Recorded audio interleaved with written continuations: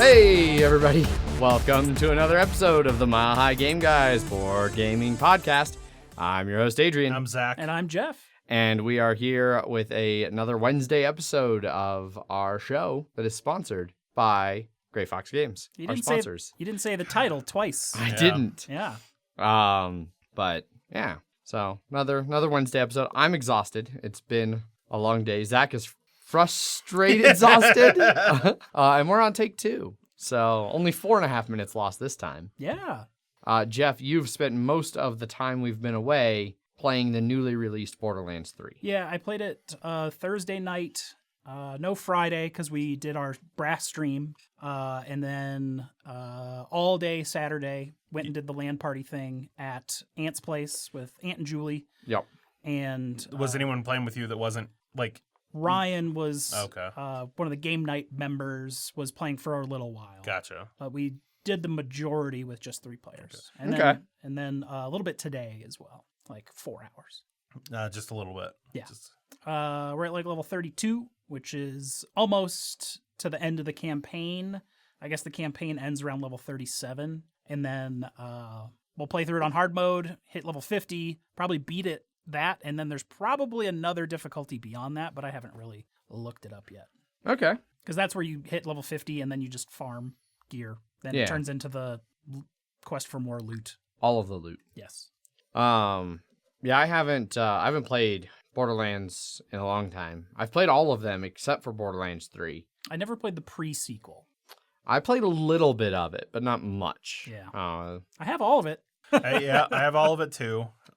It gets real cheap on Steam. Well, especially on the lead up to 3, it was like everything ever for like $5. I think it was even like $2.50 at some point. Yeah. Because of that one, like the final expansion for 2 that they released right before was like free. you needed everything for it. So yeah, they you made needed to own the Handsome collection to be able to get access to the free pre-sequel DLC. Gotcha. Which basically just fed the story of like, you don't have your hub city anymore because this guy. All right, that's it. And they explained a little bit of the Telltale Tales from the Borderlands, the adventure game, because the adventure game is canon. Yeah. Even though you can't get it anymore? Correct. Yeah. Which is a little bizarre. Like, I mean, I understand why, Yeah. what happened to Telltale. But Telltale's come back. I think someone bought their catalog or something. It's some company that has nothing to do with Telltale, but I think someone owns the distribution rights to that now and is now like selling it as they wish. Yeah. Hopefully Tales of the Borderlands comes back because that was actually pretty good. I played that a couple months ago. I think I just played the first episode of it. Yeah. That might be the only one I didn't actually play. Like most of those Telltale games. Yeah. The only one I ever finished was The Walking Dead Season 1. Okay. Yeah, I had to like stop at the end and like put the controller down and was like, Yeah. Yes. It was a good one. And I loved it so much that I never played hardly any other Telltale games. Because none of them were really all that. The only other decent one was the Wolf Among Us, which is the like Fables adventure game that got spun off. That's like the noir. Yeah. You're like Fairyland. the sheriff. Yeah. But you're the big bad wolf, so you were like the bad guy in all of these fairy tales, but now you're like trying to keep everyone together because some monster destroyed all of the place you came from. I don't know. I like the Game of Thrones one enough. I think one episode. Yeah, the one episode of it I played. No, that's all there was. They never released anymore. Really? Correct. Oh wow. Okay. Well. And then they went out of business Yeah. because they just kept being like, we're gonna have this new thing and this new thing and this new thing, and then like nothing ever came out. Yeah, they were working their employees to death. Yes. Yeah. And then they died. Yeah, and their engine was so old. Like, Yeah, you really could feel that. Yeah. But Tales from the Borderlands. The only character is Reese that and Vaughn, the two like main characters from the first episode. Because Reese in Borderlands 3 is the head of the Atlas Corporation now.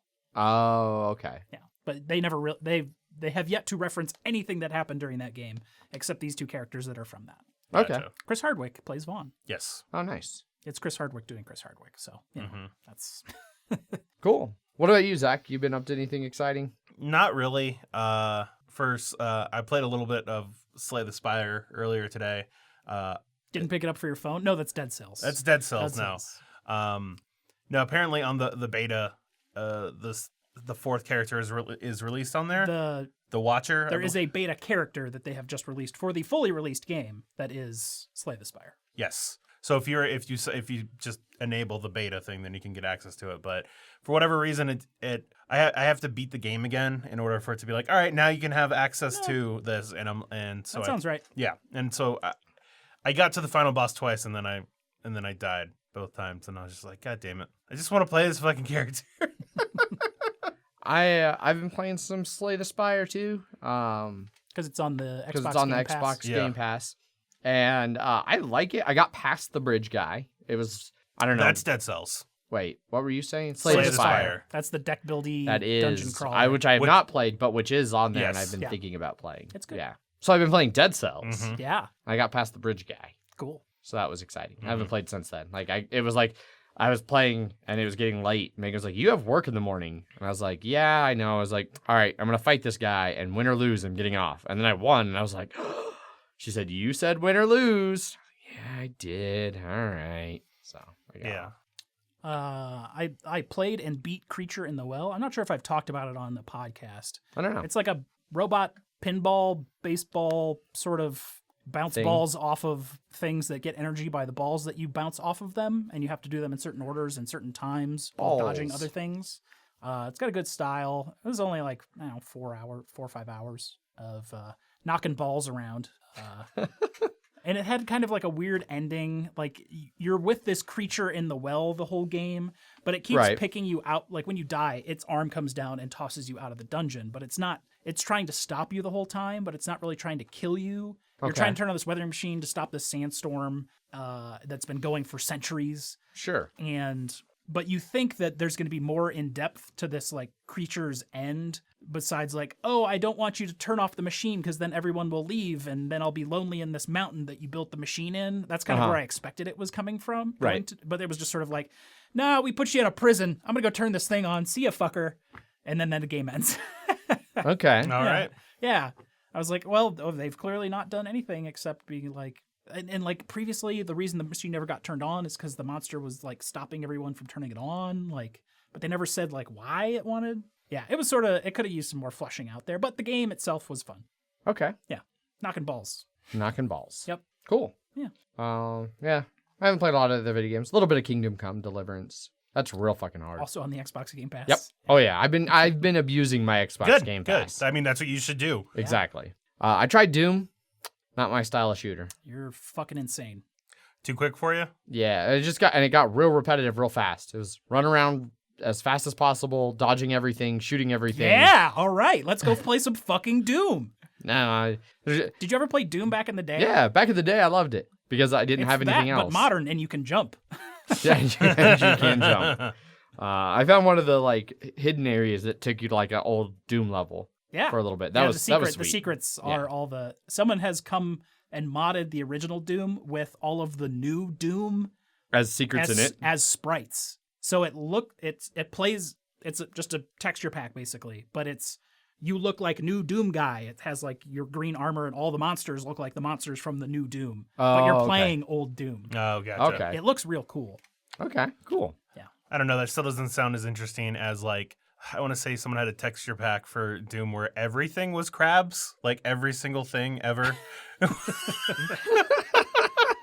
Or it was like somebody's face or some god awful nightmare. I've seen so many ridiculous texture packs Yeah. for Doom I over saw the years. a full conversion mod that was supposed to be like Final Fantasy VI, except you start with just like a bow and arrow, and then there's just a bunch of like, they look like Christmas elves coming after you.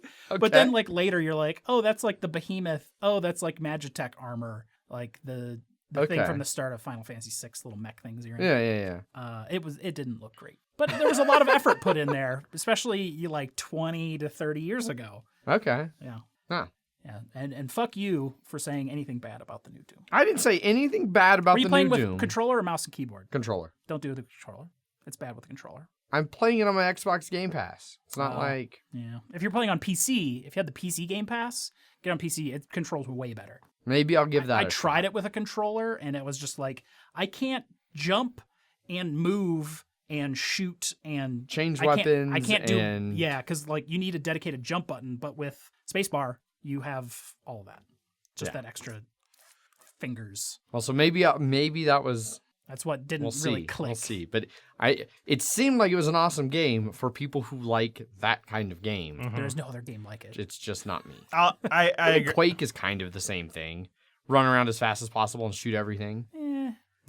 Although, when was the last time a Quake was released? There's actually Quake Champions that is currently like a free-to-play like arena shooter. Yep. right Okay. now.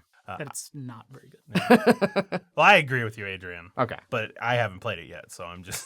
Okay. But I know I have these past couple years. I've just been getting tired of first-person shooters. Oh, me too. So- But like when a really good first-person campaign comes around, that's like I will crush that. I also didn't play Doom when I was like the first Doom I ever played, I believe, was Doom 3. So. Oh, yeah. See, I definitely Doom was one of Marathon was my first like shooter game. Bungie. Yep. Loved Marathon. Yeah. But That was a Mac game. yep. Yeah. I Had never a really robust level editor. My dad and I used to it was like our father son bonding that we'd make really cool marathon levels, and we had this ridiculous like campaign spread out. There was like multiple things, and then I did something wrong and accidentally deleted the whole thing, and we never played again. Understandable. Been job. there. I didn't play Marathon until it was like an Xbox 360. Like they ported over on a 360 when Bungie was bought by Microsoft. Oh yeah. That was the first time I played it. But the first PC game I ever played was Doom 2. Okay. No. Nice. My older half sister's boyfriend was a big computer nerd, and he had TIE Fighter and Doom 2. And I remember I was like, when did Doom, like 92? So I was like 7 playing Doom 2, and it was great. And I was like, Dad, this needs to happen. He was like, okay. You know, my mom was into like King's Quest and some of those other like point and click adventure things, and so that's what I had played when I was younger until I went to NES and Nintendo 64. Started with the NES. NES as well. Because I was like 2. Still, one of the most annoying things my parents ever did was they're like, "Hey, we got you this Nintendo 64 and like 3 games for Christmas, so you don't need this it's NES with like 50 games anymore." And so it just went somewhere else without telling me. Thankfully, that only ever happened to me with one console, which was the Genesis. I But I still have everything else. I sold my NES in high school to the cool kids because I wanted to be a cool kid, and it did not work. Actually, no, it was middle school. It wasn't high school, but still. And I've regretted it basically ever since.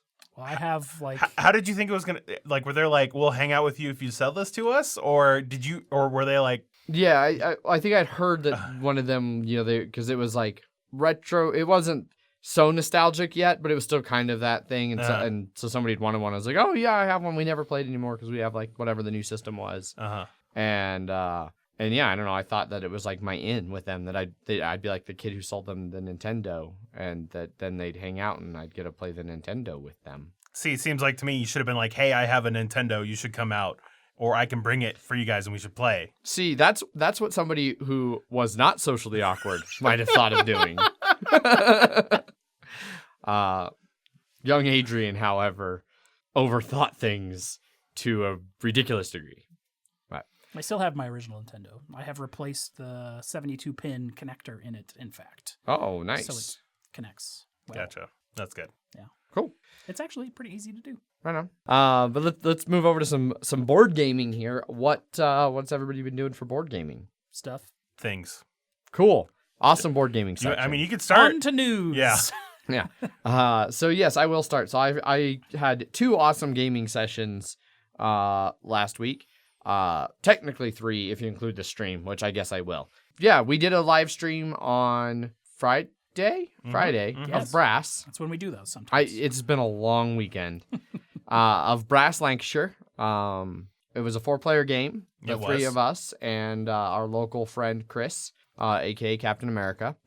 And No relation. And it was a really good game. It looked like I was going to get beat heartily, and then I ended up pulling out second. Pretty heartily. Yeah. Yeah, pretty solidly second. Jeff, you struggled a bit early Yeah, we didn't But, go over kinda any of pulled the it out. rules or anything. We were just like, all right, start. And I was just like, fuck, I haven't played this game since October last year. Yeah, which is And- definitely something we need to make sure we do before the stream starts. Yeah. Yeah, some kind of better Like, system of. Totally forgot about develop Yeah.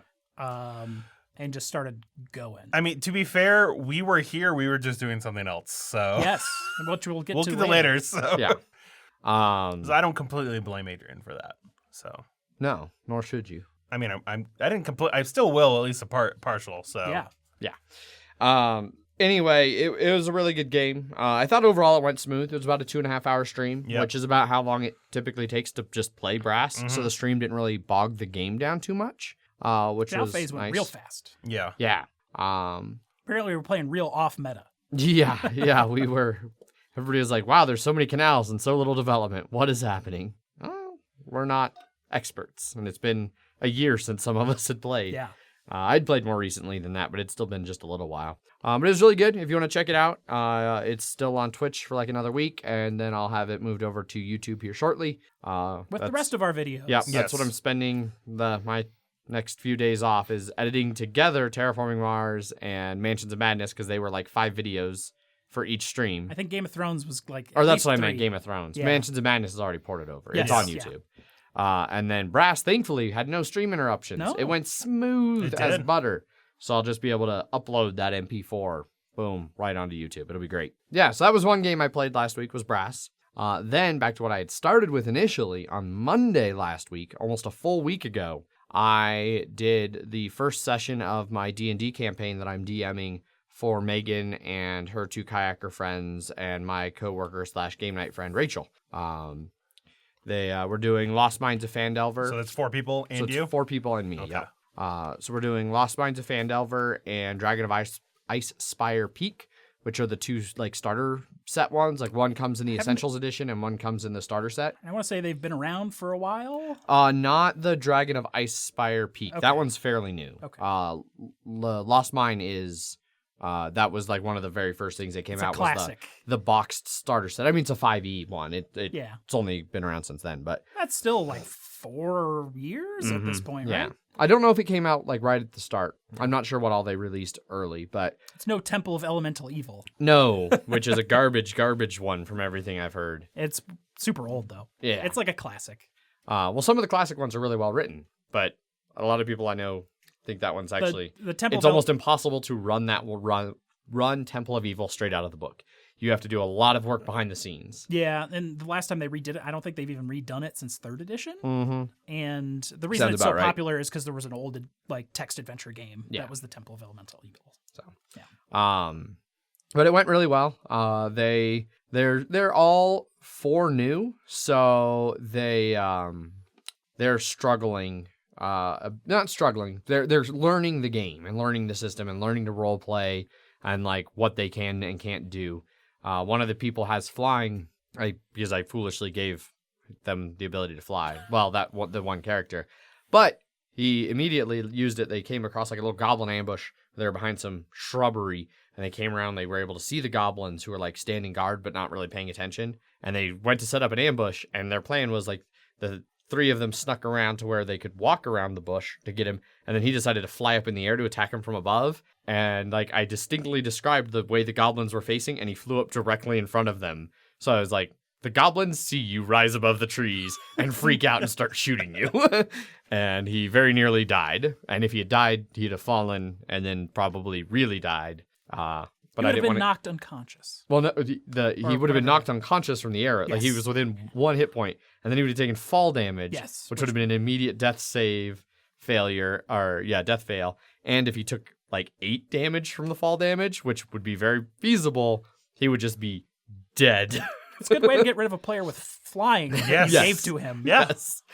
So I talked to him a little bit after the game and was like, flying's super powerful for you in a lot of ways, but I'm also going to not be nice about, like, people are going to try and take out the flying guy who's shooting them from above. So, but yeah, they're about to go into a goblin lair in a cave in our next session in like 3 weeks. Looking forward to it. Had a lot of fun. But so that was my Monday. Instead of watching the Broncos lose on Monday to the Which you didn't even Raiders, talk which I didn't even talk about. Well, they lost after we recorded last No, time. I mean, sorry, the new one. Yeah. The No, I didn't. I'm already blocking it out of my mind. So I didn't watch the Broncos lose last Monday. And then on Wednesday, we went to game night. And at game night, I was able, Megan, before we left, she was like, I'm going to come to game night. I'm going to skip dancing this week. She's like, but if I do that, will you play Concordia with me? And I was like, yeah, I'll always play Concordia. And so, we got a couple. Was it an actual question that she was asking, or was it really? Oh no, it was a yeah. We're playing Concordia. I could have said no, but it would have been devastating. Like, it was a question. Okay. Megan doesn't ever make demands. It's one of the things I like about her. Like, I am always free to say no, but it'll just break her heart. So we taught 2 new players. It was a really good game. I actually won, which is rare for me. No doubt, because there were 2 new players. And this was base 1, no expansions. Just base Concordia, no expansions, 4 players. Took about 2 to 2.5 hours. I thought it went really well. I got by on a very heavy cotton silk strategy where I was just making a lot of money with them, and then I was able to get a couple cards that gave me a bunch of points based on those at the end of the game, and pulled out a pretty sweet victory. So those are the games that I played this last week since we recorded last. What about you, Zach? What have you played? First thing I played on Wednesday was Between Two Castles. It was V's birthday that week, or it wasn't even her actual birthday, but that was her birthday around game night. And so we ended up playing, like I said, Between Two Castles with 7 people. We had max players with 3 new people. Okay. And it worked out well. So V wanted to sit next to me in the game, but she also wanted to sit next to Mike because she was like, I need to make sure I have at least one nice person in the game. Fair enough. Not sitting between myself and Zach. Yeah. And so, we were building our castles, and Wes and I, we thought like we had a really good castle like halfway through. And so I was like talking with V, and I'm like, V, we need to pump this castle up because this is not looking nearly as good as you and Mike's or Wes and I's. We were able to finish it to where the bedrooms would actually score by getting, the variety of different things. We got a card that was like based on the orange rooms, and we had 5 ones. So it's like, sweet, this is 10 points right here. And then at the end of the game, we were scoring stuff, and like I scored the V and I's castle, whatever. And my castle and V's. Yeah, my castle. Mine V's. V and I's is correct. V and I's castle. Wouldn't it be mine V's castle? Because you always just take away the other name, and that's because then you're saying I's castle. I's castle, which is not grammatically correct. Yeah. So mine V's castle. It's all about knowing when to break the rules. Yeah, sure. That's why we have to research everything that you say. Yeah.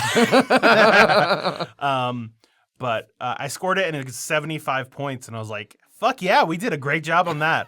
And then I was like, sweet, I think I'm in good spot because I know Wes and like this early game, this castle was crushing. Yeah, our castle, I was like, this is gonna be great. I look at it and it's 56, and I was like, what the fuck? And like I look at his thing and I'm like, no, we did great here and we did great here. Oh, okay. Okay. Well then, all right. Well, that's understandable. And so V and Mike's castle was 62, I believe. So V ended up winning. Okay. And then good for V. Yeah. And then I got second, I believe. With your 56 or whatever? Because some other people built, like there was a 62 and a 60 castle, but the other castles on the other side of that were not as good as 56. So, okay. Because it's always based on whatever the worst one is. And then like Wes and I tied because ours was worse, but then my other castle was better. So, right? Yeah. So it was still a lot of fun. I still love that game. It's a real good game. The 3 new people all really liked it too. So awesome. Yeah. And so after that, Jeff walked by and he's just like, Zach, I brought everything Star Realms. Would you like to play everything Star Realms? Or at least Star Realms Frontiers? And I was like, yes. That is a thing I would like to do. Yeah. Now that you mention it, sir. So I have that ultimate box. Which is huge. The USB. Yeah. Yes. And is all sleeved. There is a fine amount of foam in there that actually fits very well and will keep the foam locks in there and keeps stuff like in there. Locked it in. locked it right in. Foam lock. Yes. Everything has dividers, like pre-printed dividers, because they had all of the expansions that they've made and made dividers for everything. So everything is very finely divided. Okay. So we pulled Star Realms Frontiers out, which had not been played yet. And mostly because I have to drag around this big box every time I would want to play. Fair enough. And you're not just gonna leave it in your car. Yeah. Because it's all sleeved. And Yeah. that would Melt it. Yeah. No. Hey, you get the you'll get those sleeves locked onto the card, so you never have to Yeah. worry. It's like shrink wrap. Yeah, exactly. And then I have all of the new like fleet decks that are like the specific factions and things like that. So we grabbed some faction decks. I think I did blue, yellow, and you did red, green. Yes. And it was over in 3 rounds. Yeah, I don't know if you remember this, but so the different factions. Red is like damage and scrapping, which is getting rid of cards. Culling. That's what I was Yeah. thinking. Green is just damage And card draw. and card draw And synergy. and synergy. You're right. Yellow is it's making me discard things and then a little bit of damage. Uh-huh. And And some drawing. station Yeah, stuff. And then blue is healing yourself and heavy stations. and heavy stations. So mine was very much a early game rush, and his was a let's just wait. We're gonna build some stuff up, and Right. That wasn't the real problem. Yeah. The real No, problem yes. was you start with a card that scraps cards out of the trade row, and everything that was coming into the trade row was your colors.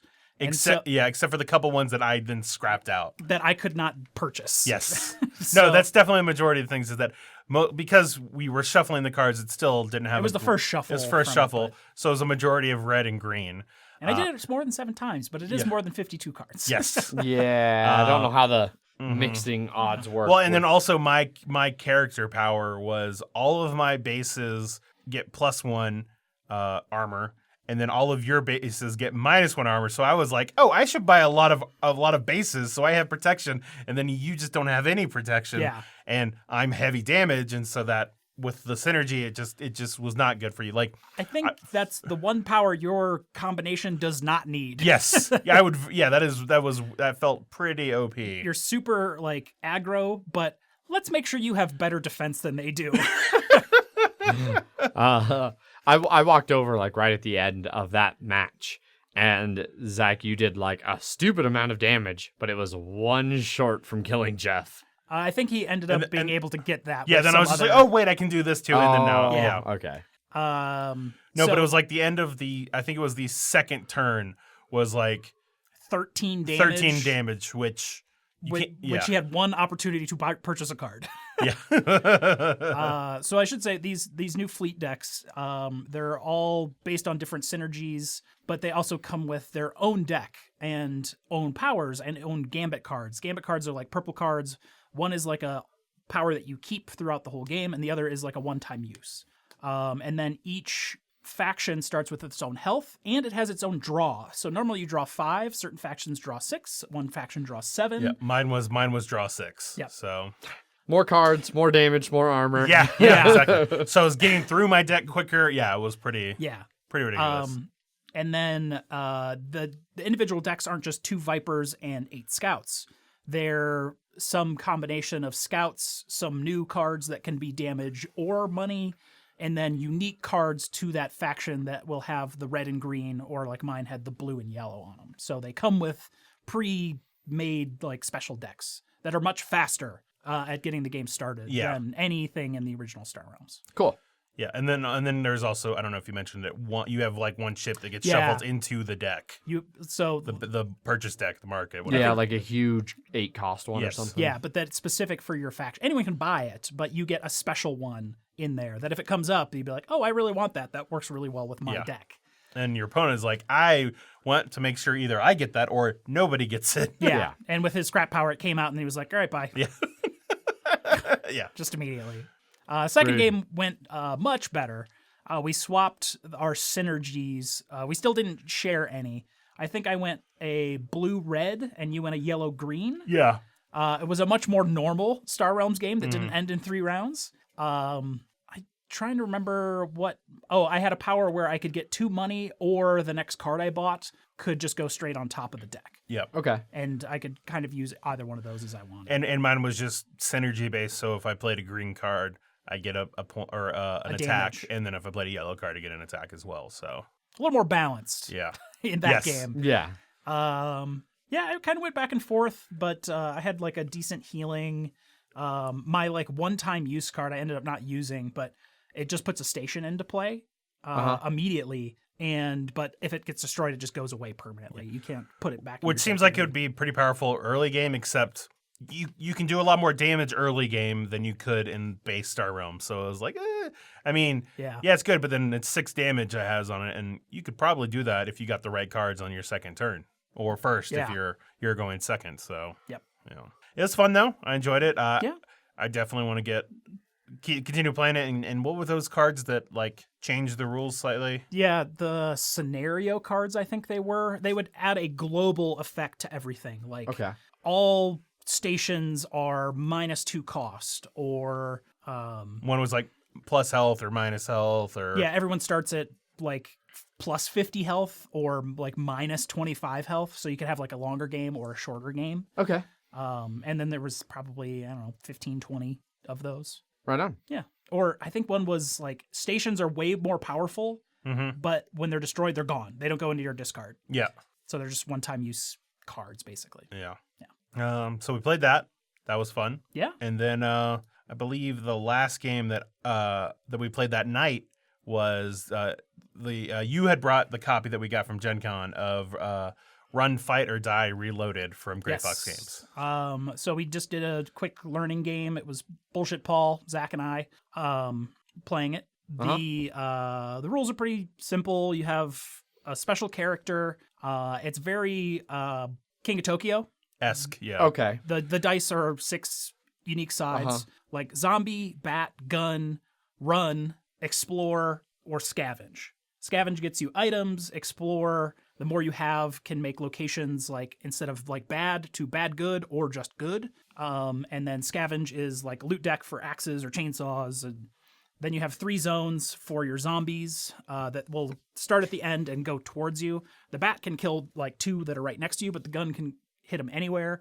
The run will let you move 1 zombie back a zone, and if you move off the board, you can put it in someone else's zone. Okay. You're the person to your left. Or the person to your left, yes. Okay.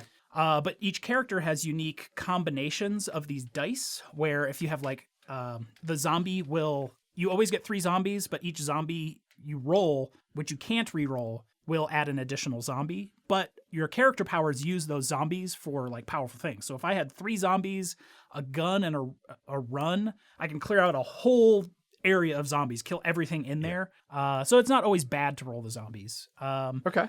Followers you get through various location cards, but you need like 2 or 3 explore rolls to be able to get like the good benefit, or you need 2 to get at least a good and as well as the bad. But you have to do everything you roll. You have to do. So if you only have 1 explore, then you have to do the location and only do the bad. Yeah. But if you use them for the powers, they get used as the power. You don't have to do them otherwise, I think. But the followers are good and bad, but they can take damage. Okay. Paul went like a heavy follower, which you get points on every follower, and was just like crushing the whole game because he had all these followers and wasn't really taking damage, able to sustain the zombie waves back. One thing that didn't come in until later in the game, but is probably the most interesting thing, is the mutant zombie. You get that if anyone rolls 5 or 6 zombies, you get the mutant zombie on there, which you can use any of your gunshots to take like a token off, which are victory points. And then after everyone's turn, you get mutant zombie cards that will affect like everyone in some fashion. But if the mutant zombie gets too many zombie tokens on there and you can't put any more on there, game's over. Okay. Or if you hit in the location deck, there's kind of like a town line card. If you hit that one, then the game is also over. Or if somebody dies. Or if someone dies, yep. And then the game is over. So it was just kind of like a light dice chucker, and try and use the dice in the right way to keep the zombies from totally running you over. Yep. Because they're marching down, and then they march onto your player board and do damage and stuff like that. And it can be fairly overwhelming, especially if So I had one follower who I forget what basically her ability, like she had like 3 leadership points on it, which is Endgame points. Endgame points, which is a fair amount. But her ability was Drama Queen or something like that. And anytime I would gain a loot card, I would have to roll a die, and then if I got a zombie, she takes it instead of me. Okay. Meaning that I have to get rid of it. And that happened out of the 4 times, it happened 3. Oof. Which is a 1 out of 6. Yeah. That he rolled that. I mean, I Yeah. guess. And so eventually it came to the point where, like, when I was because when you're taking damage from zombies, you can either choose to take it yourself or have a follower take it. If the follower takes a full amount of damage, then they die. And so I was just like, I'm just gonna kill this person because I am so annoyed. And I had so many zombies on my board that I just couldn't deal with until there was one point where I had 8 zombies on zone 1 that if I wasn't able to kill them, they would move onto my board and then kill me. And I rolled 4 bats. First roll. 2, 4, 6, 8 zombies dead. And 2 guns, which let me kill 2 others. And I was just like, oh, what a clutch fucking roll. Yeah, Jesus Christ. Because we Nice. thought the game was gonna be over then. Yeah. But the follower that sucked had a bunch of points on it, which the suckier they are, the more they're worth at the end. Yeah. Right. Well, it's like Paul had one that was like the pesky councilman or something like that. And so that one was worth 4 points, but whenever you went to a location, you always had to do the bad, even if you took 3, which I felt that one was a lot less worse than the one mine was, because then it just made Paul be like, well, I never need more than 3, 2. Yeah, I never need 3 of them because it doesn't matter. Yep. Yeah. And then he just kept getting more and more followers, and I was just like, God damn it. Mine wasn't so bad. Mine was the helpful firefighter, and she would kill a zombie from someone else's furthest zone, Okay. and then it would add onto my board. Okay. It was like the brave firefighter or something Yeah, like that. yeah, So yeah, which he ended up always taking one of mine, and then Paul would complain to He you. would complain and was like, "You're clearly in first place. I'm not going to help Yeah. you, Paul." And then when the game was over, I had 9 points. You had 11 points, and Paul had like 22 or 27. May as well have been Jesus. 48. Yeah, exactly. So Okay. yeah, But yeah, it was fun. I have no idea what the first edition was, but it seemed like this cleaned everything up well. it was fairly like it's definitely a lot less interactive than like King of Tokyo. Right? Yeah. But there is some things you can do to affect other people. And it would depend on what cards came out. Exactly, yeah. Okay. Because a lot of the follower cards are where you get the interactivity. Yeah. But And then the mutant zombie came out so late, and that's really what affects everyone all the time. yeah. But you definitely did feel, I at least felt the tension of, oh God, I'm going to die at any moment. Dealing with floods of zombies Yep. is And then well represented. and while I was dealing with that, Jeff, I believe you cleared your board. If not, only had like 1 or 2 left on there. I wasn't able to get my powers really off Yeah. ever, but otherwise I was doing well. Mm-hmm. Right on. And then I'll let you talk. Well, I guess technically you've been talking this entire time too, so it's fine. Before the brass stream, Because we keep playing games together. yes, Lots of them. lots of them. Yeah. Before the brass stream, Uh-huh. we had gotten a review copy of Tapestry Yes. from Stonemaier We Games. sure did. And we were gonna play it. And I was like, once you got it on the Thursday night, I was like, Jeff, do you want to just play it now? Yeah, we got it like 4 days early. Yeah. And you were like, well, I can't do it tonight. How about tomorrow before the stream? And I was like, yeah, sure. I get off work at like 2:30 and Adrian pipes in. I get home around 3, which I don't know about you, Jeff, but implied to me that Adrian wanted to join us and that we should come here at 3. To be fair, you never once used the phrase about playing the game. You said let's check it out. I said try it out. Try it out, which doesn't necessarily mean play. That's incorrect. If I said check it out, then maybe, but try is like 90%. Nah. Anyway. Continue. Yeah. So we got here and you were setting up for the brass thing and miscommunications and whatnot. Yes. And so Jeff and I were like, well, we could go somewhere else to play this, but it's going to take so long that it may not be worth it. And then we decided to just play on top of brass. But we did a 2-player game of it. It's basically like a light Civ Yeah. building game, right? And there's a board and there's like 4 different tracks. I forget what they were called. Yeah. But Science, yeah. tech, military, and putting tiles out on the board. Yes. That's pretty much all you need to know. Yeah. Yeah. Well, yeah. And on the board, like everybody has like this starting island that you're And it's double-sided for 1 to 3 and 4+. 4+. Yeah. Okay. But there's a lot of just empty space, like it's water, like or whatever, fog Yeah. of war, if you want to say. Yeah, definitely more fog of war Yes. because you're raising land out of the ocean at this point. Yeah, right. On your turn, you can do one of 2 things. So you can advance on one of the different civilization tracks, and as you go up the various tiers, it gets more expensive, but you're doing better and better actions. So like on the Which first, are all unique as which well. are all unique, yes. So like at the first tier, it just requires 1 of any resource. And then on the second one, so say for Explore, it requires a food and then any 1 resource. And then for like tier 3 is a food and any 2 resource, then like 2 food and any 1 resource. So Which is the last space? the last one is like tier 5 to get up to the end of it. Yeah. So that has you finish out an advancement track, which we never did. No. But we could probably do it now, I think, especially Yeah, now that we know how things how work. science works.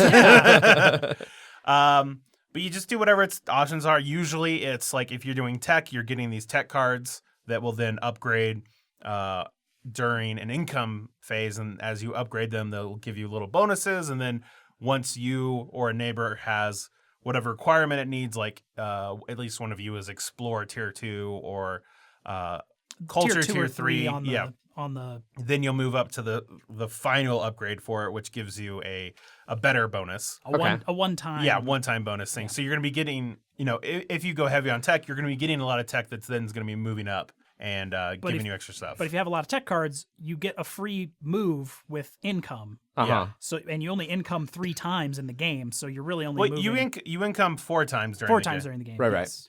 Let me rephrase that. You income 5 times during the game, but depending on which income you are on, you do different things, Yes. which is labeled on the board, which is nice because there's like 4 things in income, but it's like, hey, on like this one only happens on like, so playing a Tapestry card, you only do that on your 2nd, 3rd, and 4th income. Okay. Whereas your character power, you do it on 2, 3, 4, and 5.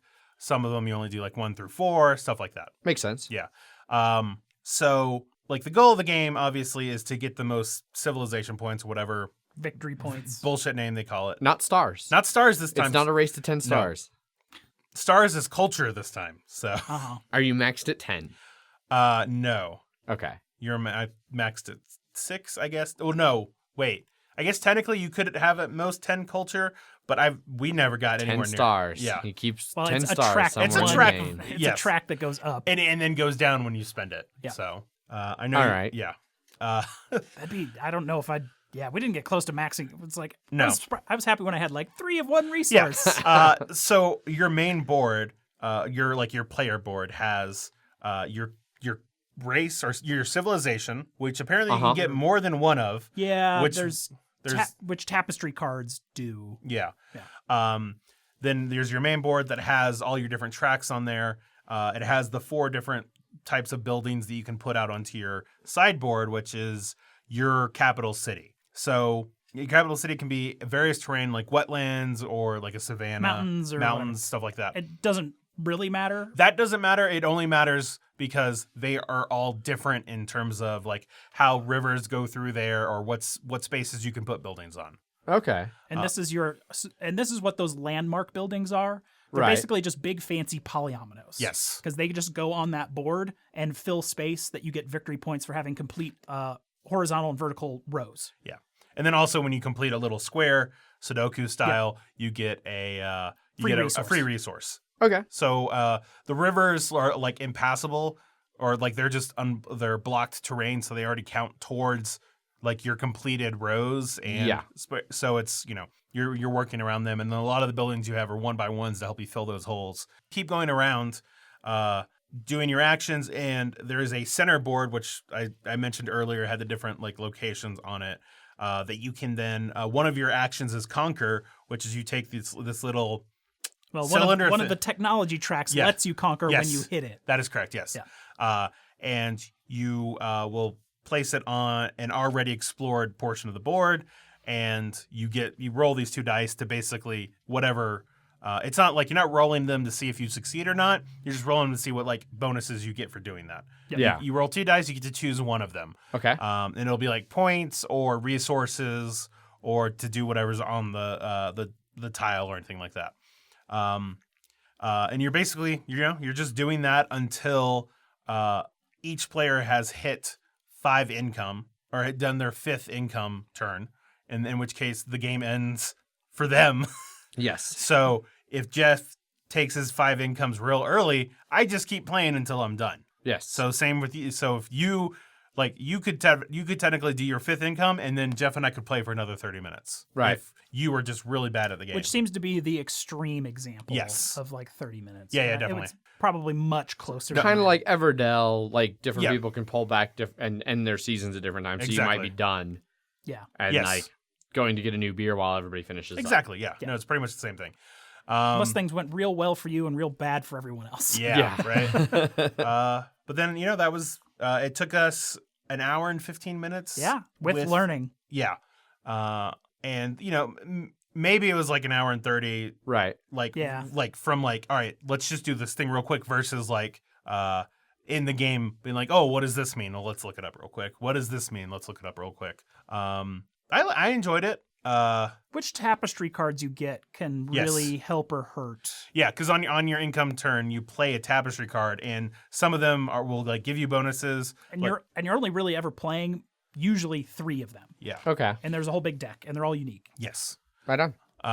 And some of them are interactive. Like one of them was one of the ones that I played was Dictatorship. That you place it down and then you move up a track and get its bonuses or get its benefits, and then nobody else can move up on that track until the end of your next turn. And on each of the tracks, as you go up various tiers, if you're the first person to reach that, you get one of those fancy buildings, like the fusion reactor or the barracks or some of those other ones that you can put on your board to help a lot. So knowing when you want to move up them is very important, I think. Yeah. Getting those free landmark buildings is pretty nice. Yeah. Cool. One thing that was nice for us is Jeff went heavy into culture / conquering my. Yeah, you guys want like 2 very different strategies. Yes. He went very Conquer heavy. conquer heavy, science heavy, and then something else. That was it. That was it. I did like the blue one and the Yeah. yellow one a little bit, Yeah. but it was mostly conquering. And I was like, this science one is easy to go up, and Zach's not done it yet, so he hasn't stolen all of the free buildings out of it yet. That's very true.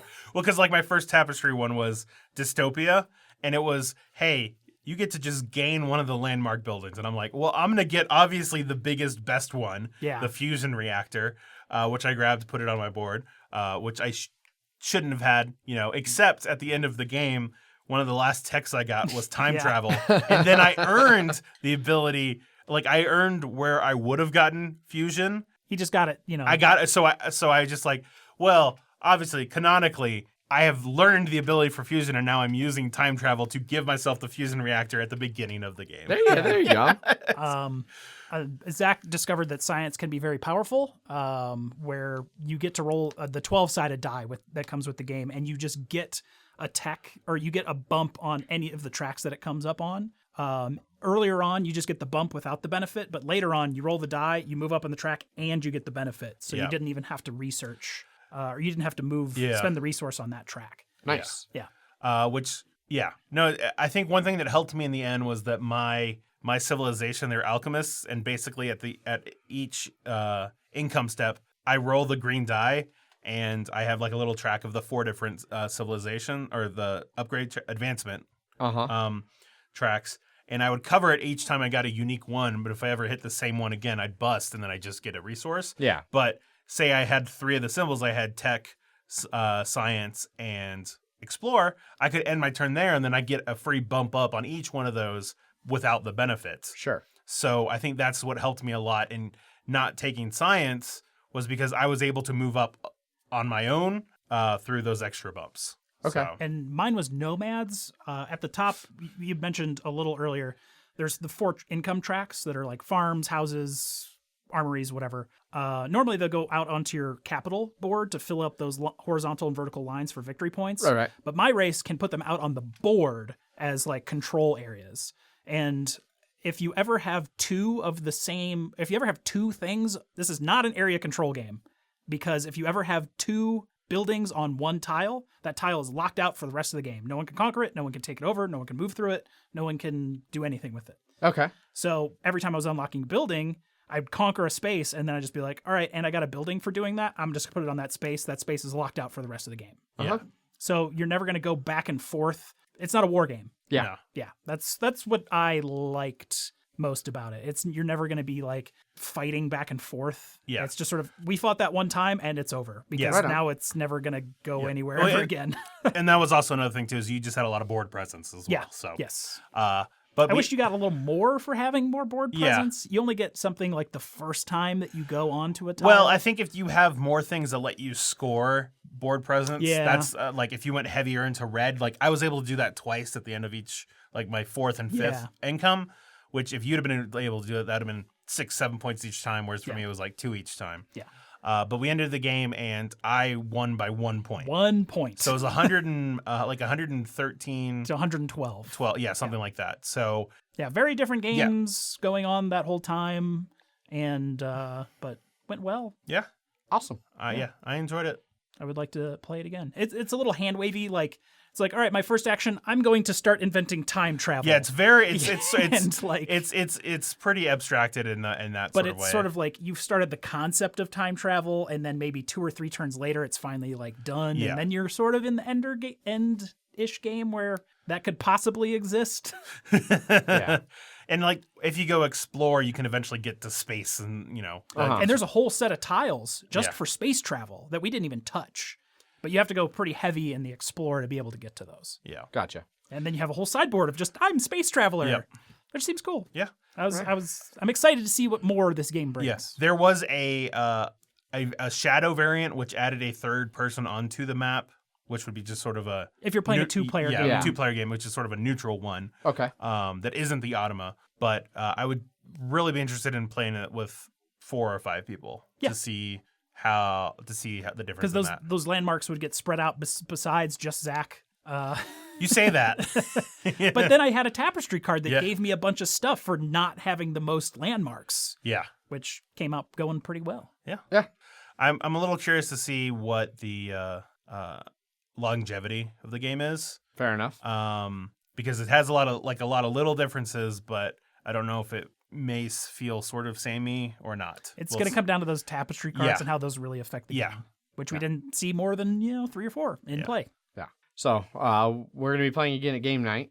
Another learning game, and then anybody who's interested after hearing us chat about it here for a little while, we're gonna be streaming it on Friday. Like this Friday. This This Friday. Yeah. Yeah. 2 days from now. 2 days.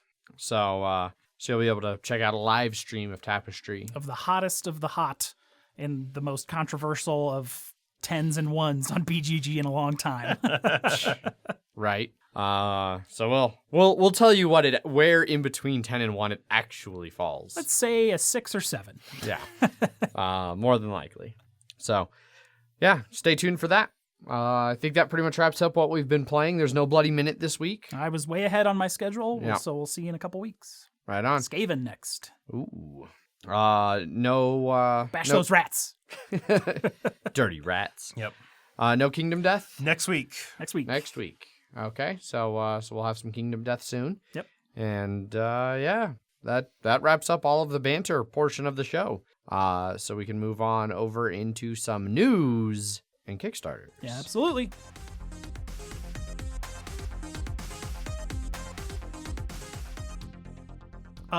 First up in news, speaking of Civilization games, a Z-Man has released some more details for their light Civilization building game, Hadara, which the name of this article that they've written is also called Build a Glorious Civilization in this light Civilization building game. So it's about getting like artisans and such, philosophers, architects across a bunch of different cultures. you're recruiting all these people, which add resources on this track. It's like 4 different colors. Yeah, it's which like an pretty clear. income, military, culture, and food track. So again, kind of what you guys were just talking about with Tapestry. Yep.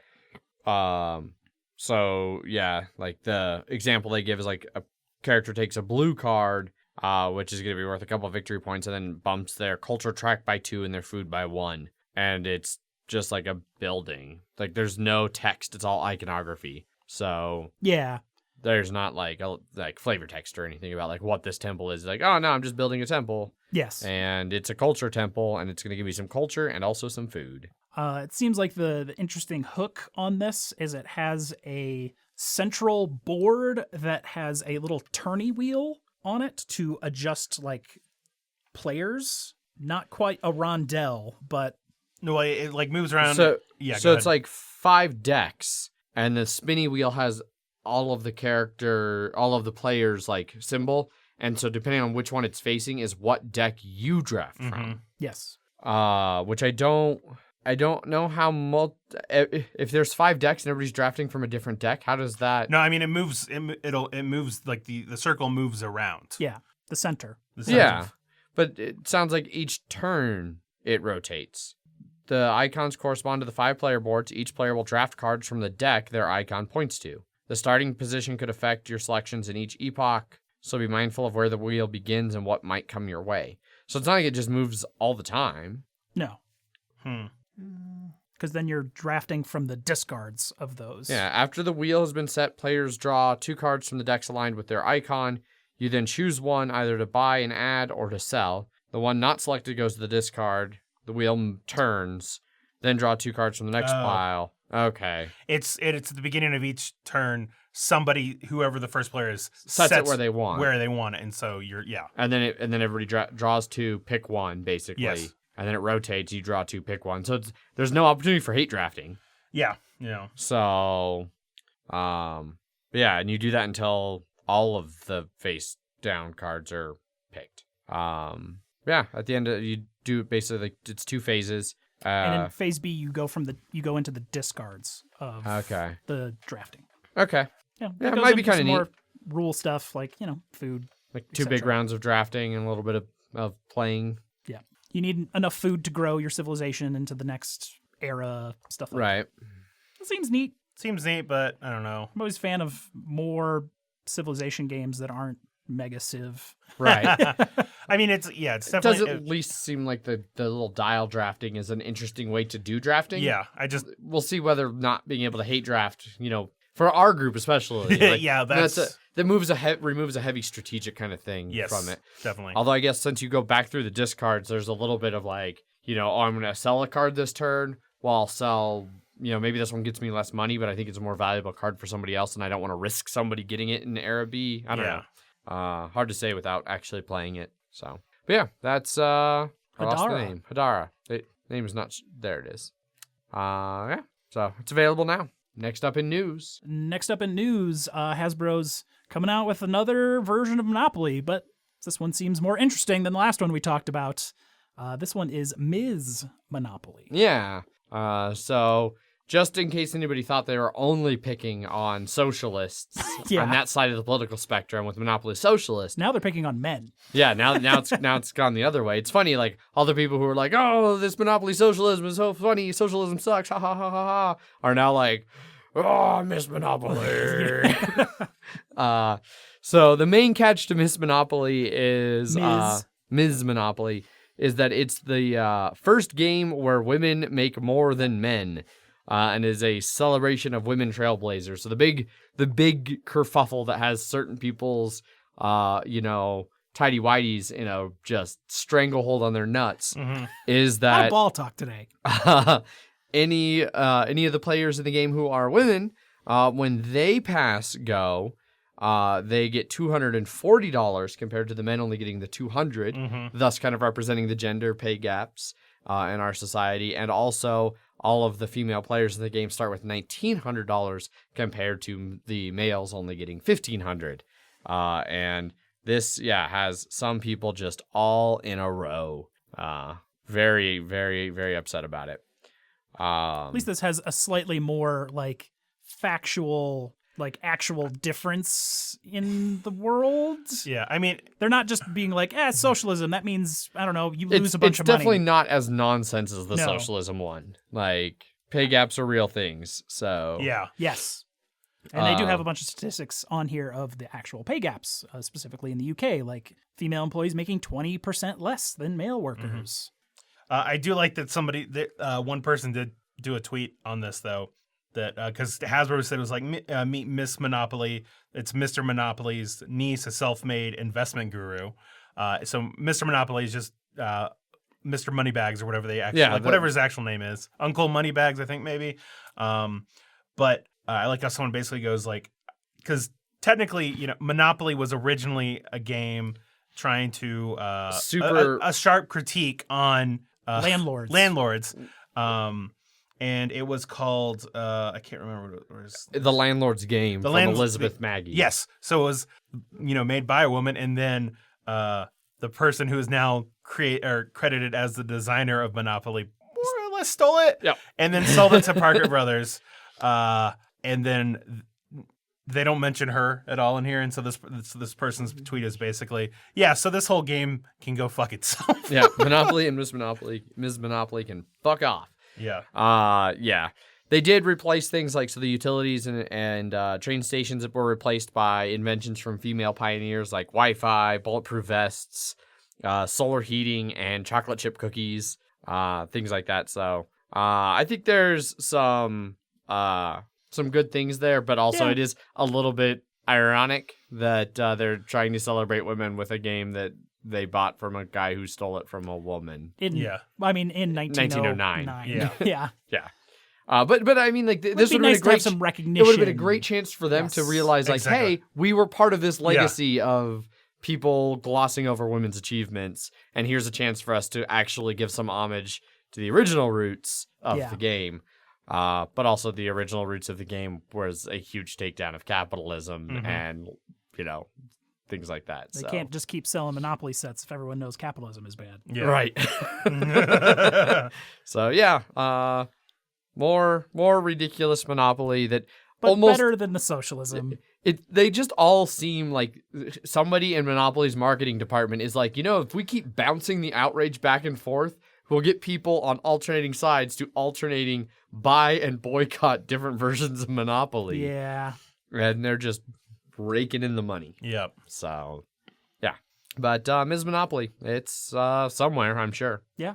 I have not seen it anywhere, but next up in news. Fantasy Flight did a little more in-depth AMA stream thing that had a little bit more to do with their future expansion plans in general. Yeah.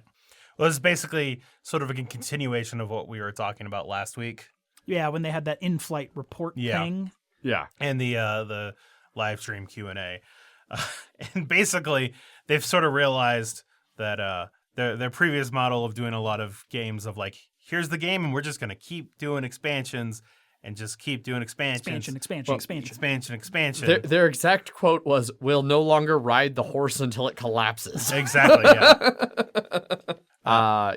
Because I mean, like, that's the thing, I'm sure I wasn't the only person who got Imperial Assault and was super excited, and then just wave after wave of stuff, and I just eventually literal felt like waves of. I felt like I fell so far behind, and it's like that's the same. I can never catch up. It's the same with me and Arkham Horror. Yeah, LCG. Man. Like, I would love to play more Arkham Horror LCG, but now there's fucking 30 expansions out for the thing. Mm-hmm. I mean, they did that with frickin' Netrunner. Mm-hmm. They put out so much Netrunner shit until finally they were like, we gotta just. And we lost the license. Yeah. Well, that didn't help. Mm-hmm. But like a Descent had the same problem. Yep. Mm-hmm. I'm sure people that wanted to get into Eldritch Horror late were like, well, now I can't. Where the fuck do I start? Yeah. And then having all of the expansions for Eldritch Horror, you're like, what? How do I play this? Yeah. I have 3 boxes worth of, and so. I mean, Mansions of Madness is kind of getting that way. The amount of shit you have to bring At over least with to Mansions play of Madness, there's an app that sort of deals with all that shit for you. I just bring it, I store it all, I untake it, and then the app tells me what to grab. But then you still have to like sort through piles of things. It could be better organized. Yeah. But it's fine. Yeah. And Jeff, you Don't talk shit about Mansions of Madness. and you don't need everything for Arkham LCG. You just play what you have. Yeah, but then I don't have everything. I feel like you're not understanding a core concept. Of Yeah, I don't think you get. the problem is we don't have everything. That's just a FOMO issue. Yes. Yeah, Yeah. or you just get friends that have all of it and play with Exactly. them Yeah. on schedules that don't work for you. Yep. Well, Yeah. So they're backing off of that. drop out of school then, nerd. Yeah, They're it's only gonna get worse. Yeah. and they're gonna try. They said now to think of them more as a game line that has like a distinct plan to follow that line instead of like here's a game and let's just pile it full of stuff. So isn't that what like Jamie at Stonemaier did for Scythe? In that like they had I think they had a very very well thought out roadmap. Terraforming Mars. Yep. They said there were like 5 or 7 expansions they were planning on doing for it. Correct. Plenty terraforming Mars. Yeah. But yeah, and so that. They confirmed that Imperial Assault's done. Yep. And some of the things like Lord of the Rings LCG, they're gonna like slowly taper off, but then it's gonna come back, but not a second edition. Yeah.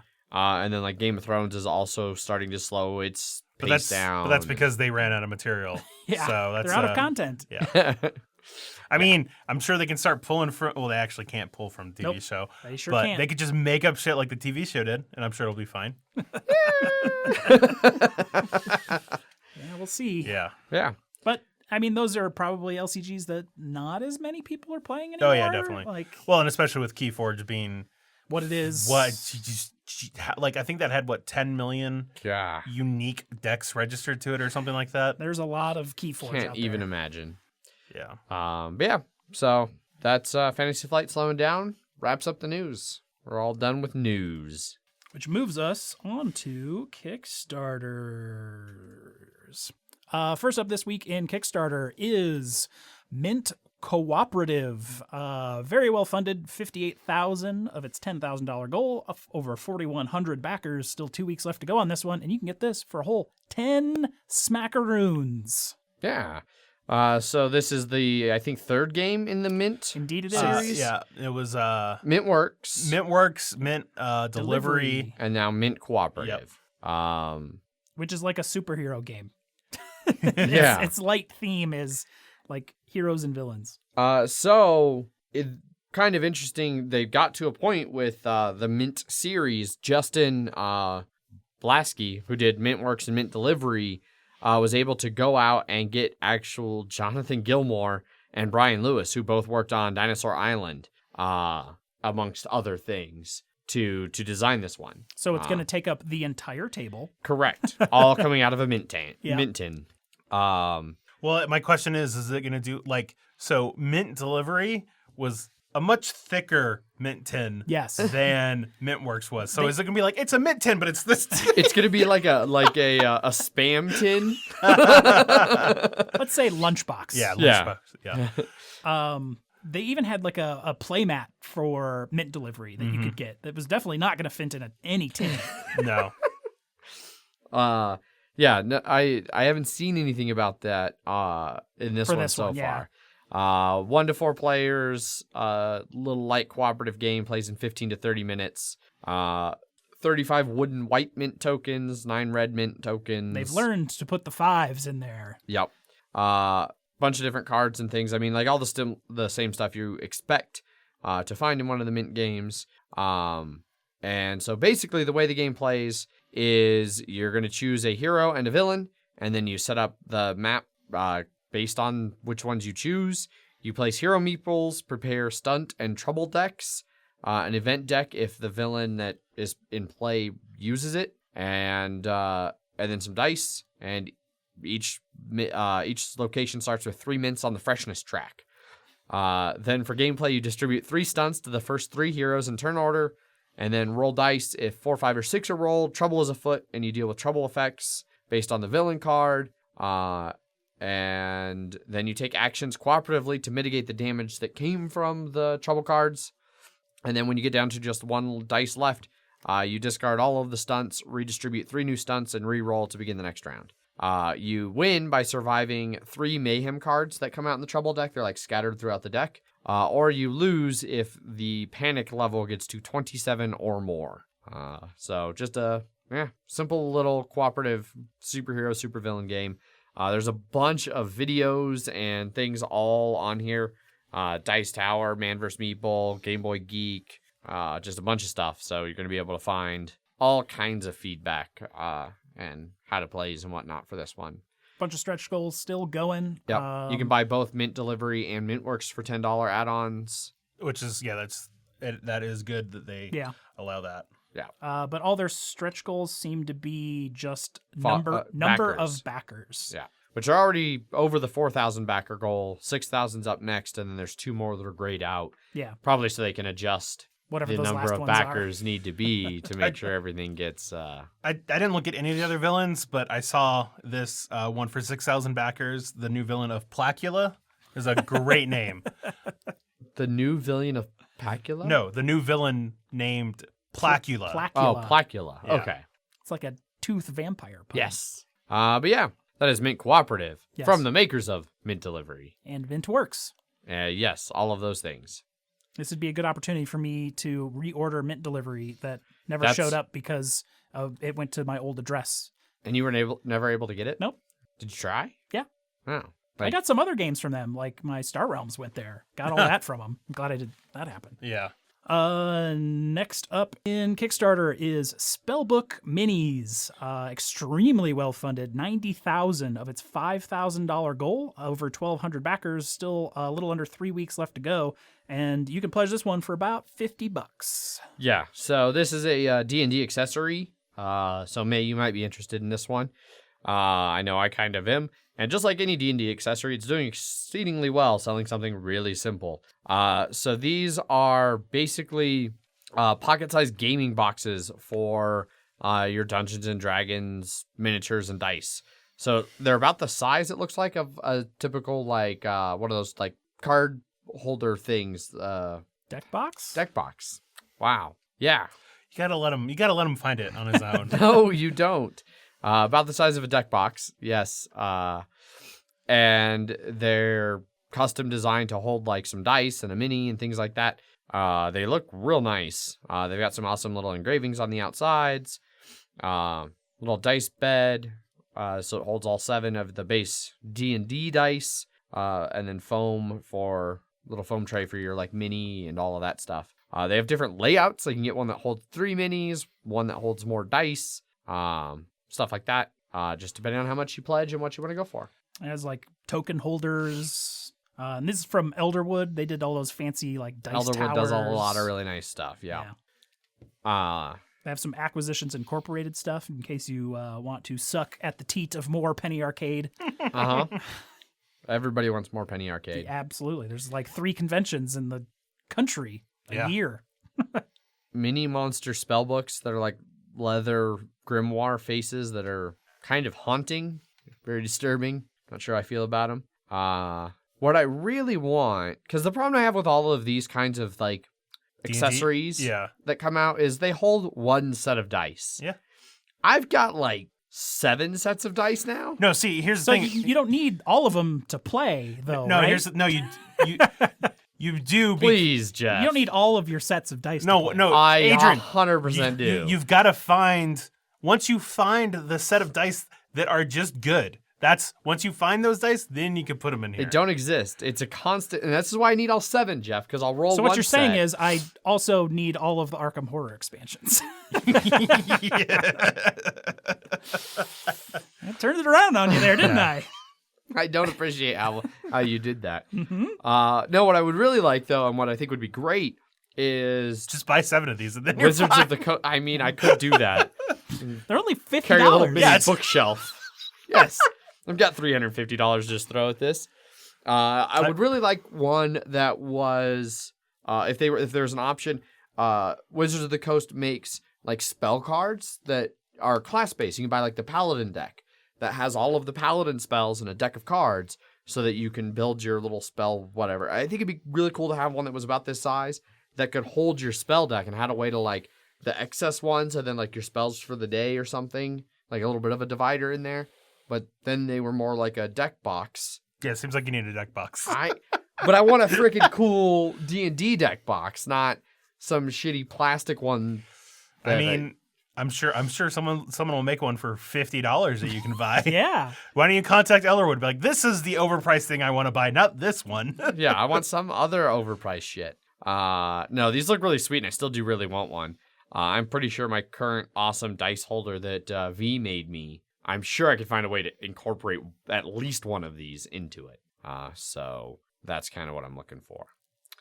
Looks like they do have some open and extended open options where there's like nothing in them. That might be. They don't have measurements though, so I don't know if they're big enough to hold a deck of cards. I mean, you could just fold the deck of cards. That's not how. You know that's not how a deck of cards works. And even if it did, you would never do that with a nice deck. I mean, I do it with your decks. Rough. RUFF. But yeah, a lot of beautiful stuff here. Definitely wish I had more money to throw at it. So that's Spellbook Minis by Elderwood. Last up on Kickstarter this week, we have the Isofarian Guard. Ooh, I don't like that last one. I Yeah. like the first one better. They just, to my ears, sounded better. Well, this game is very well funded. $129,000 of its $54,000 goal, just under 2,000 backers. Its pledge being $109 at its most popular level. Hot damn. For a 1 to 2 player game. One I don't to know two if you player said that. narrative. 45 to 90 minutes. Yeah, it's a solo and cooperative narrative-driven adventure board game for 1 to 2 players, which I feel like solo and cooperative, I guess cooperative could be more than 2. So maybe they do need to double them up there. Yeah. So it's not a minis game. No. There is a couple, but that's just representing your character. Yeah. Basically, you're going to be exploring this huge countryside map, and you're going to travel around and work together to overcome the great darkness that's corrupting the land. It plays out over 4 unique campaigns and over 30 hours of gameplay, supposedly. It's another campaign-driven narrative game, guys. This one has a little bit of a hook.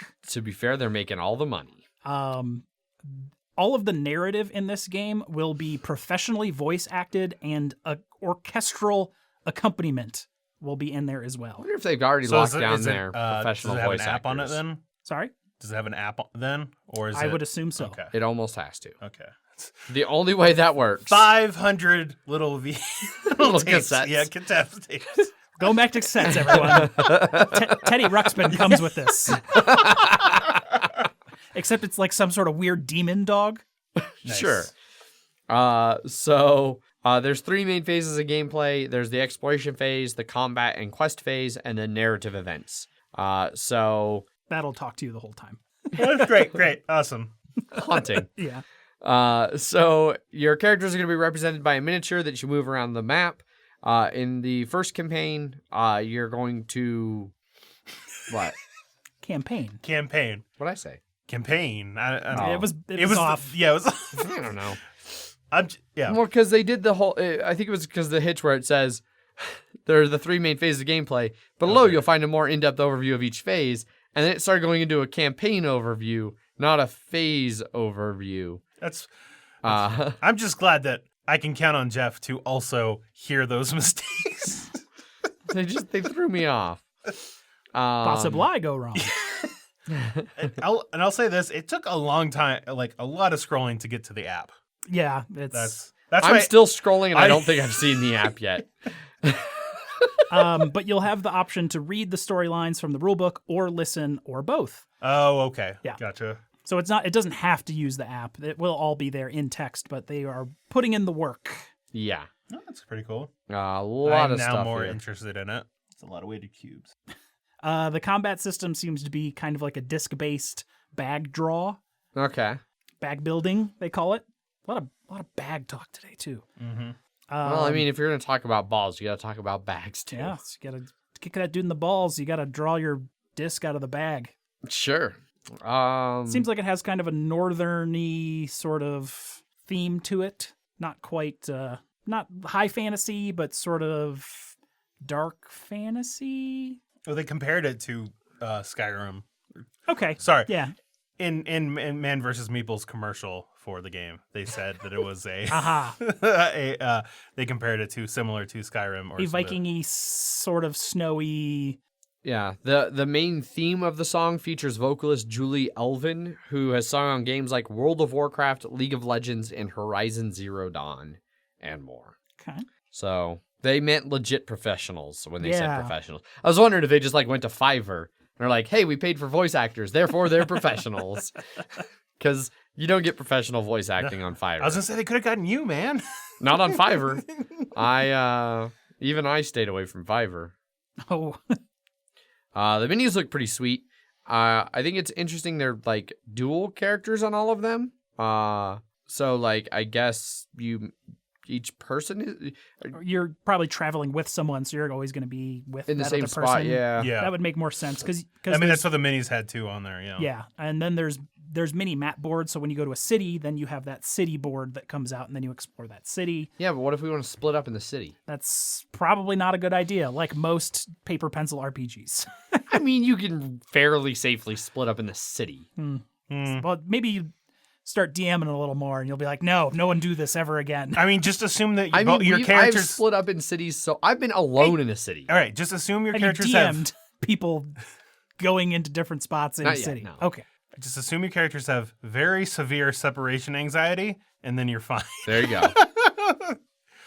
Yeah. More than 5 feet from each other, and they just crumble into husks of humans. This is a very large campaign page. Yeah. Yes. They have gone in depth with pretty much everything. Well, and you get even further down, past the app that's so far down, they have prototype pictures, and if their prototype is anything to go by, they got their quality like on lock. Yeah. So they have a very large rule book. I had to be my Dropbox was like, this is a very large Yeah. file. Would you still like to open it? And the delivery date for it, I don't know if you said it or not, it would be assumed to be December 2020. So it's a ways away, but there's a lot of stuff going on in Yeah. this game, it looks like. I do not recognize any of the voice artists they list. Not that I know a lot of voice actors, but I know of a few. I don't know any. I know of several. But I don't recognize any of these ones. Rulebook looks good. Yeah, I am interested in the game. Yeah. A lot of stuff there. So go check it out. Spend 2 hours scrolling through this Kickstarter and see if it sounds good for you. The Isofarian Guard. Yeah, and there is a pledge for $80, $94. The 109 adds, amongst other things, a stitched playmat, Yeah. which is nice. For the main game board. Yeah. Which I've heard some people really like Stitched. Some people really don't. Seems to be contention. I like stitched. Yeah, I've been looking I at think it has to some. do with how you stitch it. I don't stitch it at all. I pay. How the person who makes it stitches it. Jiminy Christmas. I've been looking at some neoprene Blood Bowl mats because my Oh, God. Did you ever try and do the thing we told you to do? it has gotten better, but it is not Okay. good. What's My expensive kill board the one they for made Blood Bowl. yeah. It warped in my car from when I locked my keys in my car that day.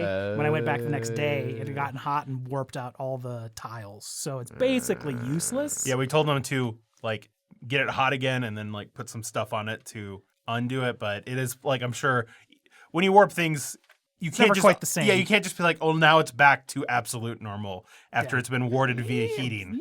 Maybe get it pretty close. You said yeah. It's not quite where. Also, this one is puzzle connecting puzzle piece- board. Puzzle board. So if it's if this gets heated wrong, then it's like not gonna match. It's up. those little like puzzle pieces that aren't getting back flat again. Well, you have to bring it over. I'm very handy at fixing shit.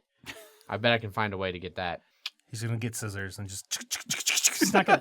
You know what? It can't. It's not an exit game, and Zach's not playing with it. It'll be fine. I mean, it can't really get any worse. Yeah. Also true. So I did find a really good one. They had a Kickstarter going on right now that I was thinking, but they're European only. You can't get it shipped to the U.S. Gotcha. until after the Kickstarter. And then I looked at shipping for the one they had now, or the one they did previously, and it was like $40 in shipping. when's the Kickstarter wrap up? Soonish.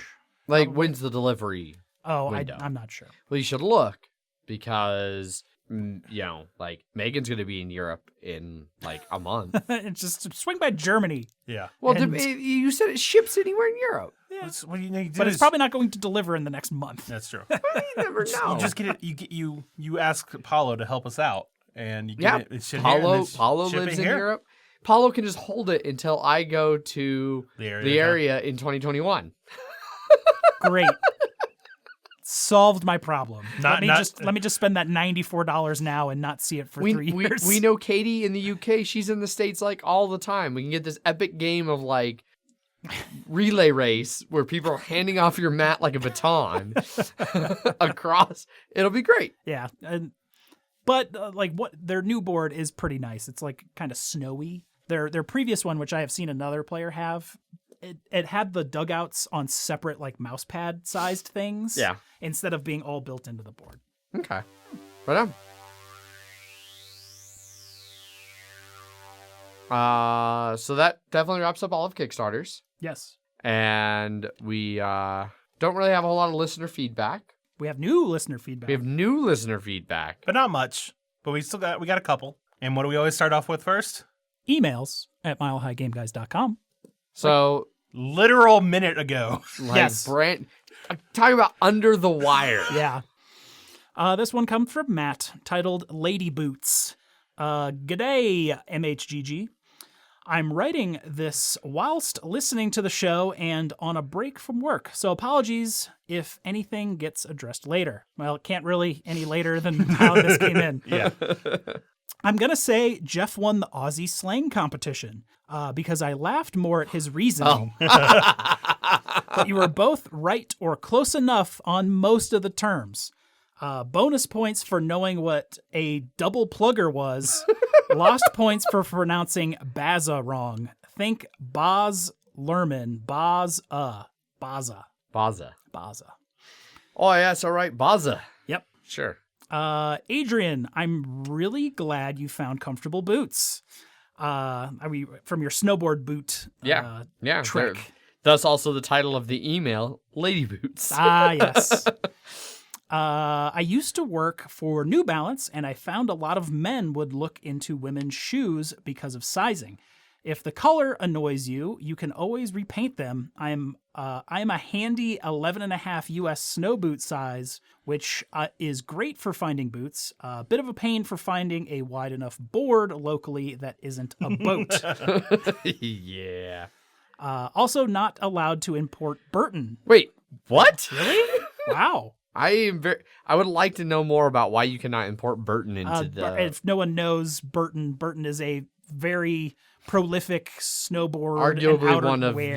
the Most so- affordable brands, I think. I mean, they're pretty pricey. They can be, but And the owner, I don't remember his I- first name, but he was like one of the pioneers of snowboarding. I think his original was like he wants to make it better, costly. Yeah, they wanted to For- get it to the masses Yeah. because that was back in the day when like skiers hated snowboarders and skiers were all uppity rich assholes. Yes. And so they were And that like, was all the gear. and they were like, let's bring let's bring all of the punks and degenerates to the mountain. Yeah. And just piss off the rich yuppies. Yep. And He's still going strong. and snowboarders still doing that to this day. Yep. Fuck, I want to be boarding, he continues. Weather has been It snowed in the mountains like 0 to 1 inches. I know, but there was snow in the mountains in the last like couple weeks. Yeah. Oh my god, I'm so excited. Weather has been a good solid mid-20s lately. Fuck, that should be snowing. Good chill beer weather on the beach. Does anyone want to turn that into American Fahrenheit? freedom degrees? Turn it into the most appropriate scale for measuring temperature. Is that like 44? No, No. because he says it's good chill on the beach weather. That's 20 Celsius has to be like Good chill 70s. beer weather on the beach. Gotcha. Yeah, I want to say mid 70s. It's like Yeah. 70s, 20s? no, it's like you do to go from Fahrenheit or A from lot of it's- bullshit it's, math. Well, it's not that much. It's like 9 divided by 5 of whatever of 68 Celsius. degrees. It's Okay. 68 plus 32. So 68 is a fantastic Yeah. temperature. I'm a big fan of 68 degrees. And it's like winter there. yeah. Yeah, Yeah. because they're into the opposite season. I Go- guess winter just ended Is ending. because they're Yeah. solstice happened. Yeah. Matt, you might still have time to plan a trip to Japan to come snowboard with Megan and I. You're probably closer. Oh yeah, Australia's a lot closer to Japan. Oh yeah, which is why he could maybe still do that on such short notice. There's not half the planet's worth of ocean in between. Right. Yeah. Anyway, usual solid episode. Cheers, Supreme President of Australia, Matt. There you go. We'll have to go back to that list of things and get the actual line-by-line answers from him of what things were. Oh, yeah. If anyone remembers the list of Aussie slang or hockey terms. You probably click just like a couple emails down the list. But we'll get the answer sheet from him sooner or later. Sure. And that's it for emails. That is indeed it for emails. Emails. Don't vomit. At milehighgameguys.com. It was a hiccup, not a vomit. All right. We did also have some BGG follow-ups. We got did. those ready to go, Zach? Yeah. This is from the episode 158 and Brass Stream 1, but it's just about the episode 158. Yeah. Congrats on the 28 cribbage hand, which wasn't me, but I did tell Allison? It was Allison, and I was like, hey, someone who listens to our show wanted to congratulate you on getting that great hand. Also, it sounds like you guys play a good amount of group cribbage. You should try out the Canadian doubles rules for 4 players. Instead of dealing 5 each, the dealer deals 10 to themselves and 10 to the opponent on their left. Both of them then choose 4 cards for their own hand, 4 for their partners, and then 2 to discard. Deal rotates around the table, so you're doing the 10 card puzzle twice and then receiving twice. Adds a lot of strategy because you can make 2 good hands if you're careful, and you'll also know what your partner has for the pegging phase. That actually sounds like pretty cool. I would definitely try that. I don't think I'd play it very often. No, but it'd be nice to try. Yeah. Oh, and this was from Eric. Sorry, I didn't say who it was from. Thanks, Anonymous. Yeah. Right on. And last up for listener feedback, jumping over to YouTube, where we've got a bunch of new subscribers, but it's still just Paulo's corner when it comes to comments. We actually have to put videos up there for... There are several videos up there, sir. But Paulo says on episode 158, a vertical of For Loco, that sound is very good now. Good job, guys. Solid title as well. Solid reference. But yeah. That's it for listener feedback. If you would like to get a hold of us, there are a bunch of different ways to do so. You can always send us emails. Emails at milehighgameguys.com. You can find us over on Twitter, where I tweet under @MHGameGuys. I am Zach_MHGG. I am Jeff_MHGG. We are streaming literally right now, and also every Sunday and Friday and occasionally days in between, over at twitch.tv/MHGameGuys. We have our Facebook and Instagram accounts, both /MileHighGameGuys. Our Board Game Geek Guild number 2731, where there's weekly posts about space to basically discuss these Wednesday Banter episodes, as well as currently the schedule for the upcoming week's streaming. And we are eventually going to start trying to work back into doing some review episodes and things. We're just still kind of in this amorphous flux phase. We're having enough problem making sure that streaming shit is Once fine. Once streaming is locked down, we'll be able to really work a lot more of the base podcast stuff back in. When we don't have to mid-stream be like, wait, why did the sound all just go away? Why did I hear a deafening noise in my ear? And no one else did. No one else. I was sitting here fine. Yeah. Headphones going well. You're just sitting there and you just watch me just throw my headphones. It was amazing. But yeah, so we will get back to doing more of the most podcast. Yes. I know right now we've fallen back to average podcast. Maybe slightly above average for board game podcasts. Yeah, weekly. It's still a weekly. Yeah. Over an hour and a show. half. Yeah. But we'll get back to some of that stuff. You can also, if you are looking for more ways to interact directly with us, you can jump over to our website, milehighgameguys.com. And in the show notes, aside from all of the other links and things to news and Kickstarters, there's a link to our Slack channel. It's a ridiculously long invite link, so that's why I never actually just be like, clever, short URL. Easily accessible. But if you go to the show notes, it's in the show notes of all of our episodes over on our website. You can click join. It'll bring you right into our Slack channel, and you can be there chatting with us and a whole bunch of other Mile High Game Guys fans, both local and all over the U.S. and the world, and it's a lot of fun. There are some days when I, who am always on my phone, will pick up my phone and be like, holy shit, 110 new messages. What is Paul arguing about right now? Yes. But yeah, it's a lot of fun. There's a lot of great people in the Slack. Highly encourage anybody who wants to come interact with us to join us over there. Yep. Do we want to mention the top 10 at all? Sure, yeah. Next Friday. Next Friday. We picked out which one we wanted to do. So we're going to be doing the top 10 games we probably should have played. Or By definitely. now. A better name will have been found by then, but we will. Not if I have anything to do with it. That is 100% true. But yeah, we will have a better name for it. But basically, the essential gist of it is it's games we should have played. Mm-hmm.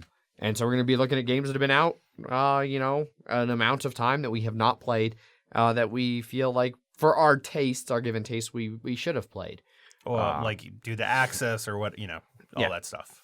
So, so we got that coming up for a top 10. Basically wraps things up. As always, our Wednesday episodes are sponsored by Gray Fox Games. Their latest game, After the Empire, on Kickstarter. Is on Kickstarter right now. You can go check it out. They're just under 90,000 of their $30,000 goal. A week left for you to pledge this, which still runs you about $85. Yep. So, a little bit of tower defense, competitive worker placement going on over in that one. So go check it out. This is their relaunch. They have put a lot of work into it, really bringing it to that next level from where it was during that first launch. So I think definitely worth at least going and looking at it. Yeah, It looks neat. Yep. Jeff, do you have a prepared statement for us? Of course. Gray Fox Games, quality games cleverly crafted. Also, you're a soldier. Finish your mission. Prove your loyalty. Face me. Maybe. I mean, I do face you every time I record. Yeah. Directly across the table. Right on. I think that's definitely everything at this point. And due to technical issues, we are running late tonight. And I know I get to sleep in, finally, after a long, long, long weekend. You guys have to get up in the morning. So let's put a bow on this and call it done. As always, I've been your host, Adrian. I am still Zach. And I'm Gunner Jeff. And we're going to call it a night. Bye. Bye. Bye. Bye.